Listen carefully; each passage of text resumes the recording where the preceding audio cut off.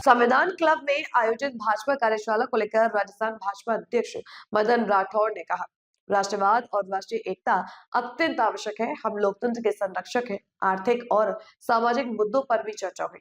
हमें गांधीवादी दृष्टिकोण अपनाना चाहिए। सकारात्मकता और धर्मनिरपेक्षता हमारे मार्गदर्शक सिद्धांत होने चाहिए।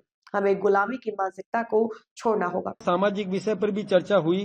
गांधीवादी दृष्टिकोण अपनाना है जिससे समाज की स्थापना हो सके। सकारात्मकता, पंथ निरपेक्षता अर्थात सर्वधर्म समभाव का भाव, सर्वे भवन्तु सुखिनः का भाव, ये हमें हो, इस प्रकार का ये संदेश देने का काम किया।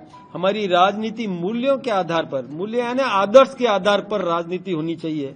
ये सब बातें जो हमारे अपनी विरासत पर गर्व करना चाहिए। हमारे पूर्वज, हमारा इतिहास, हमारे आराध्य या हमारे इस देश के मान बिंदु, उनका सम्मान हमें करना है।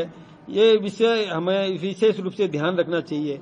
कई गुलामी के अंश हैं, उनको हमें भुलाना चाहिए। अब गुलामी को याद करने की जरूरत नहीं है। अब देश स्वतंत्र हो गया और स्वतंत्रता के और इतने वर्ष भी गुजर गए, तो अब हमें गुलामी की मानसिकता को त्यागना चाहिए। उनके जो अस्तित्व कहीं भी है तो उनको भी अब मिटाने की जरूरत है। दिमाग में से गुलामी की भावना को निकालने की जरूरत है। एकता और एकजुटता मस्ट है। नागरिकों में कर्तव्य का भाव, ये हम पैदा करने का काम करें। विकसित भारत का लक्ष्य जो 2047 में हमारा देश विकसित बने, आदरणीय नरेंद्र मोदी जी ने जो हमें आह्वान किया है कि 2047 तक भारत विकसित भारत बनेगा, तो उसी भावना को लेकर के हम सब काम करें। यही संदेश देने का ये कार्यशाला थी, कोई राजनीति करने की बात नहीं थी। ये हम सब कार्यकर्ताओं को कार्यशाला में इस प्रकार का पाठ पढ़ाया गया।